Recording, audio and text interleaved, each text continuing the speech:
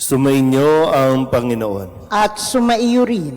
Ang mabuting balita ng Panginoon ayon kay San Juan. Papuri sa iyo, Panginoon. Noong panahong iyon, lumingon si Pedro at nakita niyang sumusunod ang alagad na minamahal ni Jesus. Yaong humilig sa dibdib ni Jesus nang sila'y naghahapunan at nagtanong, Panginoon, sino po ang magkakanulo sa inyo?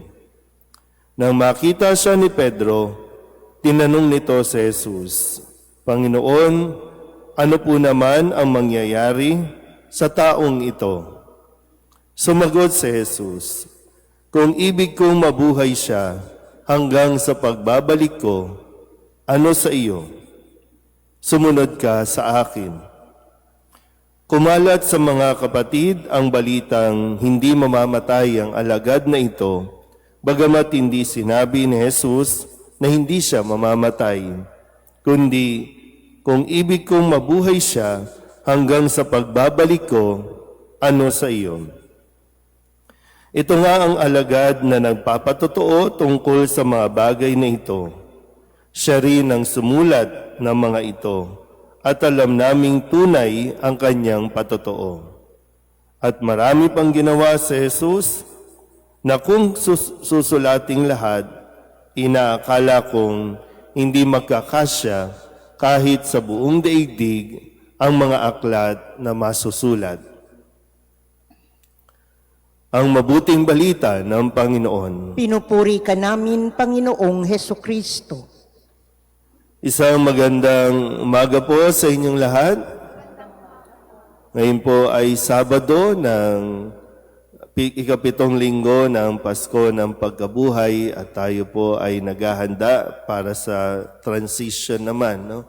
Bukas, linggo, ay ipagdiriwang na ang linggo ng Pentecostes at pagkatapos niyan, magbabalik na tayo sa tinatawag na mga karaniwang panahon. So, Easter season, then babalik po tayo bagamat napakaraming mga pagdiriwang ang ating pong natunghayan, no? Kada linggo, mga dakilang kapistahan ang ating pong mga ipinagdiwang. At kung kaya't, no, bago po matapos ang linggong ito, ang pinakahuling araw din, no, ng Pasko ng Pagkabuhay, atin na po muling balikan ang ilan sa mga mensahe sa atin na dapat natin patuloy na pagnilayan. Nung Lunes, ang sabi ni Jesus, mayroon kayong kapighatian dito sa sanlibutan, ngunit lakasan ninyo ang inyong loob na pagtagumpayan ko na ang sanlibutan.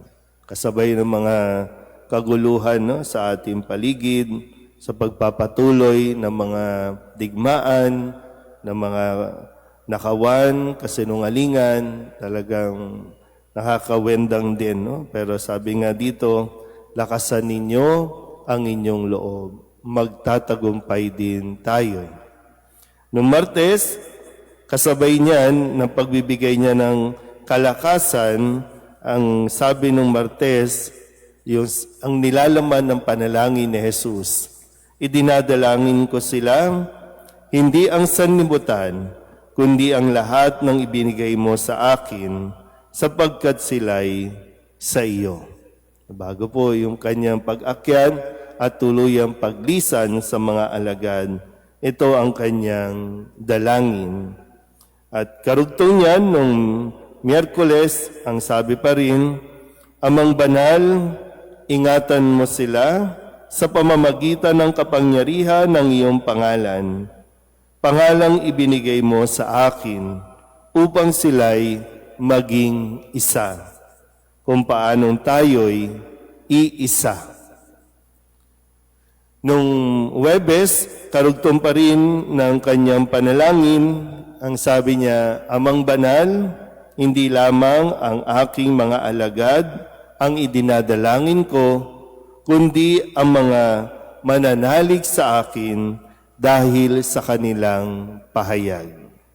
Dahil ito yung misyon no, na ibinigay ng Panginoon sa mga alagad na humayo kayo, gawin ninyong mga alagad ko ang lahat, ipahayag ang mabuting balita. Kahapon, Biyernes, sa pakikipag-usap niya kay Pedro at sa mahiwagang tanong, iniibig mo ba ako? At sumagot naman si Pedro, at dahil dyan, ipinagkatiwala ni Jesus ang katungkulan ng pamamahala kay Pedro sa simbahang itinatag ni Jesus. Pero ang bilin ni Jesus kay Pedro, tandaan mo, noong kabataan mo pa, ikaw ang nagbibihis sa iyong sarili at lumalakad ka kung saan mo ibig. Ngunit pagtanda mo, iuunat mo ang iyong mga kamay at iba ang magbibihis sa iyo at dadaling ka kung saan hindi mo ibig. Ito yung responsibilidad na nakaakibat sa kanyang pagtugon sa katungkulang ipinagkatiwala sa kanya ni Jesus. Pero ngayon, no, narinig natin dahil si Pedro bumaling sa ibang alagad at tinanong din kung anong mangyayari sa mga alagad lalo na kay Juan. Ang sagot lang ni Jesus, kung ibig kong mabuhay siya hanggang sa pagbabalik ko, ay ano sa'yo? Diba, ito lang yung sinagot niya, no? At maganda rin na mapagnilayan natin na kadalasan, bakit hindi tayo nagtatagumpay sa ating mga misyon? Kaya halimbawa, kayo po sa mga mag-asawa, bakit hindi nagtatagumpay? Bakit hindi natin na-accomplish yung mga dapat nating tapusin o gawin? Ang isang nakikita ko, no, maging sa naging karanasan ay mahilig tayong bumaling at tumingin sa ginagawa at hindi ginagawa ng iba. Meron tayong dapat pagtuunan ng pansin, pero ang atensyon natin nakabaling o nakatuon sa iba. Kaya hindi natin matapos-tapos, hindi nga natin minsan, di pa natin nasisimulan, turo na tayo ng turo sa iba. Bakit yan ang ginagawa niya? Bakit hindi yan ang ginagawa niya? Kaya sabi ni Kristo, no, sa kay Pedro, sumunod ka na lang sa akin. Sumunod ka sa akin. Ay ang bilin ni Jesus, yun ang dapat niyang pagtuunan ng pansin at hindi ang iba. So, ganun din nawa, no, sa atin, nawa mapagnilayan natin ng mabuti, baka sa dami ng tinitingnan natin, hindi mo magampanan kung ano ang dapat mong gampanan. Amen?